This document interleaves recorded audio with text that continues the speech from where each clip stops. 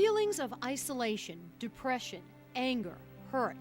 For some, the feelings of hopelessness and despondency, one day, often without warning, leads someone to do what no one could expect, take their own life.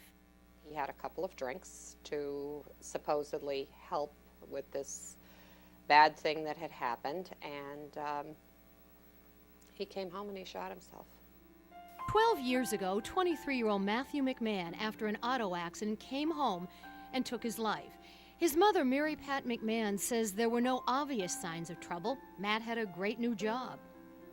We looked back at Matt's life and we realized that he probably did indeed suffer from depression. We looked back genetically at relatives, and they indeed suffered from depression. Mary Pat McMahon, who is now an advocate for suicide prevention, says that loved ones need to play detective, asking questions and trying to determine what is going on with someone, even though emotions often aren't evident on the surface. The stigma of suicide is something she says needs to be changed, of which the American Foundation for Suicide Prevention is working towards. People are afraid to ask the questions. You know, have you ever thought of hurting yourself? Because mistakenly, people feel if you ask the question, I'm going to precipitate someone to take their own life. Now, many suicidal deaths go unreported because of the stigma, and people don't want that check mark of blame or black mark against their family. Suicide is rarely talked about, yet it is the second major cause of death among college students, third major cause of death among adolescents. Among adults 25 to 44, suicide is the fourth major cause of death. The highest suicide rates are among men over 50. As terrible as September 11th was, when almost 3,000 people died, in the 19 months since then, over 45,000 people in the country have taken their own life. Dr. Benjamin Lipson, chairman of psychiatry at Bay State Medical Center and also involved with the Suicide Prevention Coalition, says depression is just one side preceding suicide, and there are other signs to watch for. Somebody who makes comments about, well, I don't expect to be here. Somebody who starts giving away their possessions or wants to redo their will, or calling up about their life insurance. Signs or clues that they're thinking about death in a situation where they shouldn't. And from Mary Pat McMahon, an important note to remember about suicide. Respect it as a way that people die, and there are many people that could be saved. This is Lynn Berry reporting for 22 News. The job of a firefighter often tougher than it looks. Some of them come here and they don't realize how really tough it is, how heavy these ladders are, how dirty the job is. At the Fire Training Academy in Stowe, Massachusetts, recruits train for 11 weeks, stacking ladders, coupling hoses, and fighting staged fires. For one day, I would test my own skills in full firefighting gear. Put them together. Now follow your hands back. Weighing close to 45 pounds. Recruits are tested on the quickness of assembling their breathing apparatus. They have only 45 seconds. After several minutes, I need help. It's 12 o'clock, I know that. That's right. And it's got to go into your face like this. Turn to the left. You got it, girl. That's it. First stop, the Draeger maze. It's a very small and confined maze, because there's only one way in and one way out. Inside the maze, recruits are faced with total darkness, smoke, and sound effects like glass breaking. Without any of those obstacles, it's still difficult. We're watching here at the control room through infrared cameras that are on electric dollies, that we can follow the student right through the maze.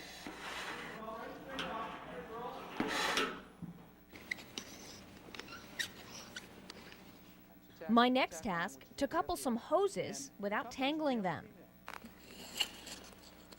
Perfect. You did great.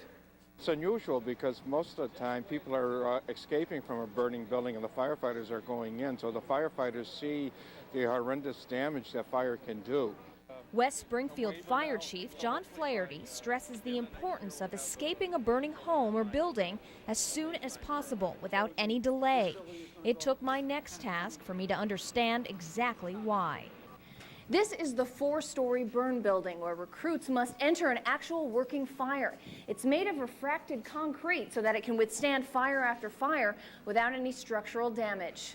The training team ignites the fire, and training coordinator Jim Blanchard leads me closer. Within a matter of 10 seconds, the room is engulfed in flames. And they'll see the product of combustion rise up, go across the ceiling, and do what we call mushrooming, and mushroom back down to the floor, and fill that room with smoke, with choking, blinding smoke. Within 10 or 12 minutes, the smoke would become toxic without a breathing apparatus. And although the room is still engulfed, this is what we see.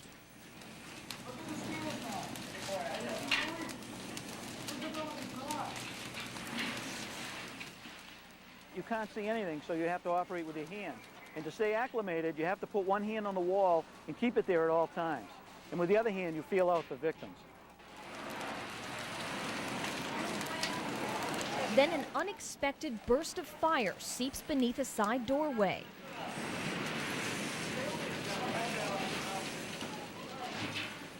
The trainers quickly extinguish the fire and we exit the building. And I didn't think that there was any way to get out. I know. That's why I grabbed you. I thought you were getting a little nervous. But you did good. Still, training is a challenge. Then factor in snow, ice, darkness, and the pressure of lives on the line. And you realize the skill and courage the job requires. Sonia Baghdadi, 22 News. Arms downward.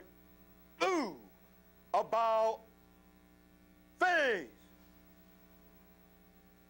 In cadets. In cadets. Exercise. 1, 2, 3. 1, 2. To be an effective drill instructor will be determination. Okay, drill instructors demand unity. He demands 100% effort from every individual, and you got to have the self-desire to instruct. A role model, a leader, and you lead by example. 1, 2, 3, 4. Position of attention. Move.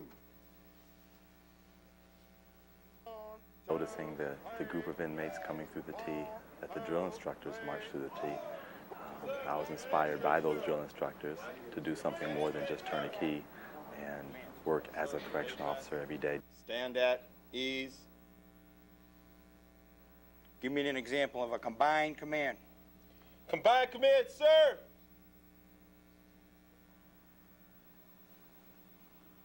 Sir, I have no excuse, sir. I don't know one, sir. I believe it's more of a mental strain because we have to be a role model at all times, either the ones that are in the boot camp from the inmates that are watching in the windows. We have to make these guys believe that what they're doing is worth something. And so I think for that, we have to stand proud and set the example. Inmates learn by doing, not talking, and that's the whole idea. It brings discipline, it brings structure, and it brings direction. It has to be intense and be dramatic, and so I feel that with the boot camp concept, that we get their attention and they got to get involved and participate in this. And we see at the end of that 6 weeks, when they're ready to graduate, there's a tremendous feeling of self-esteem and pride and the fact that, hey, I'm on the right road. Relax.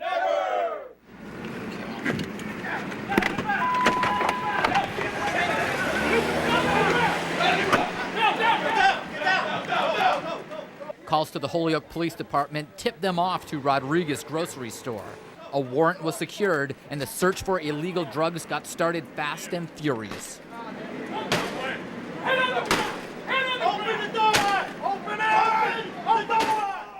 The police present sent people running from the vicinity of the store. There were a number of people on the street coming out of the barber shop you see behind us. One of those was arrested for having cocaine in his possession. Police arrested another man who ran from the scene, caught about a block and a half away. They also arrested the owner of Rodriguez Grocery. The owner of the store was served the warrant and brought back. He was arrested at a different location. At the store owner's residence, police found a firearm, more drugs, and a significant amount of money. Later, after searching the store, they found more illegal drugs. Several people declined to talk to us on camera for fear of actions that would be taken against them, not by the police, but by the drug dealers who live in the neighborhood. The narcotic sales, it tends to run in gangs. Gangs have guns. You wouldn't want to raise your kids around here if this stuff was going on all the time. That's why we're trying the best we can to stop it. Jeff Seeley, 22 News.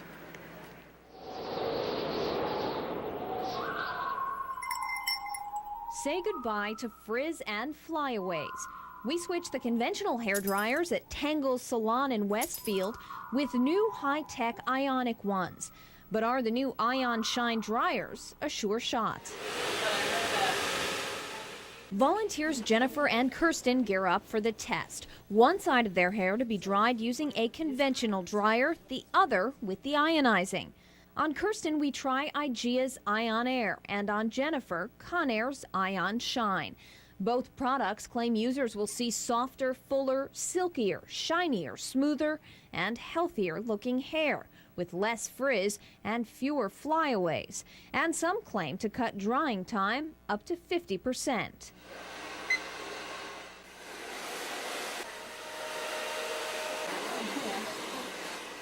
Six minutes later, using the conventional dryer, one half of Kirsten's naturally straight, easy-to-style hair is dry. It took 23 minutes to tame Jennifer's curly locks. I've tried many times. It doesn't work, it's frizzy, and takes too long, and my arms get too tired. We reset our timers to see if Conair's Ion Shine will make the job easier on Jen. The ionizer shaves 6 minutes off of Jennifer's drying time. It takes a total of 17 minutes and less effort for stylist Christina. Smoother, softer, flatter than the regular hairdryer. It was definitely a lot easier. It dried it faster, made it smoother. My hair is naturally curly, and it seemed like with the regular dryer, she tried really, really hard to get it straight and smooth. And with that Ion dryer, she didn't have to try as hard to get it straight and smooth.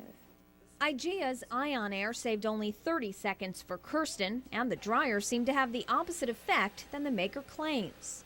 With ionic dryers, it got a little bit more fullness when I dried, but it didn't cut the frizz as I thought it would. I saw more raised cuticle and a little more flyaway of the hair. While Conair's Ion Shine proved it can help straighten curls, Tangle stylist Christina Laguerre says it may not work for everybody. I think with the right product and the right person.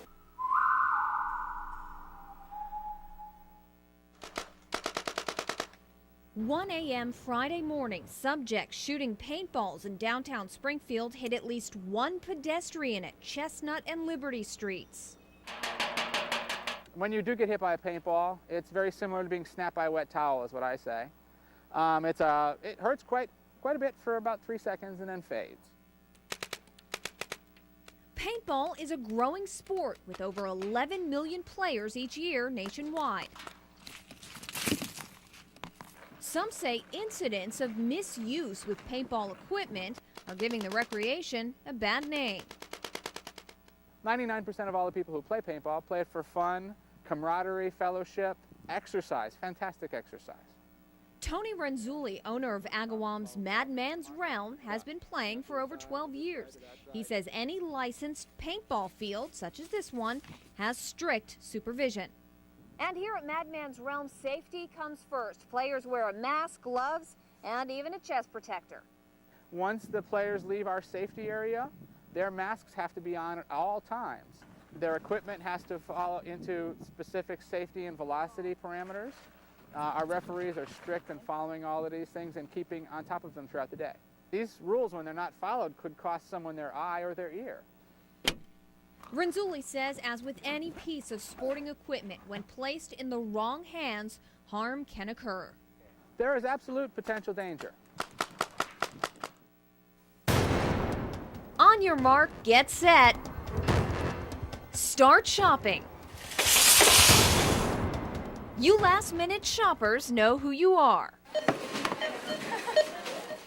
Less than 24 hours left to gather those Turkey Day trimmings. Veggies for stuffing and rolls. Did the wife send you out? Well, she gave me the list. The list. 22 News' supermarket spies caught shopper Cindy Williams with a lengthy lineup of items on the menu this Thanksgiving. Like many shoppers, she's left weaving in and out of aisles. Go through the little maze here. Searching for stuffing. Thank you. And tracking down turkeys. Excuse me. Excuse me. I have to keep going back to different aisles because I keep forgetting things even though I have it written down. That's it. Next aisle. Next aisle. Baking aisle. Springfield's Cindy Gladstone came shopping for a frozen turkey. They're all sold out. All they have left is fresh ones, so we'll take it. Gladstone's ahead of the game. She says today's turkey is actually for Christmas. As for Thanksgiving, I'm all shopped up, ready to go. Can't wait. And Cindy Williams? Chicken broth. Well, she's still shopping. Okay. Sonia Baghdadi, 22 News. How is this full-service gas station in Chicopee competing when less expensive self-serve gas station prices are scaring customers away? This full-service gas station at Brad's Service Center has been losing money for the past 2 weeks. My friend. Right now, every gallon of gas we sell is a loss. Really? We're losing an average about 1.5 cents per gallon right now just to remain competitive. Brad's unleaded gas is still 2 cents cheaper than the New England average. If the price ever reaches the $2.30 mark projected for this summer, Francine Kumiga will pump her own gas. But for right now, Francine enjoys the convenience of full service. I'm having a baby in the car. It's hard for me to get out and leave him and take him out. If the skyrocketing petroleum prices ever forced this full-service gas station to close, 8 gas attendants would be out of a job. And despite the ever-rising cost of gas, the owner of this full-service gas station says he can't imagine ever going out of business. I like my job, and I like to keep these kids working, too. Thank you, ma'am. Have a pleasant day. Brad's Service Center owner hopes to recover his profit losses later in the year. In Chicopee, Latoya Foster, 22 News.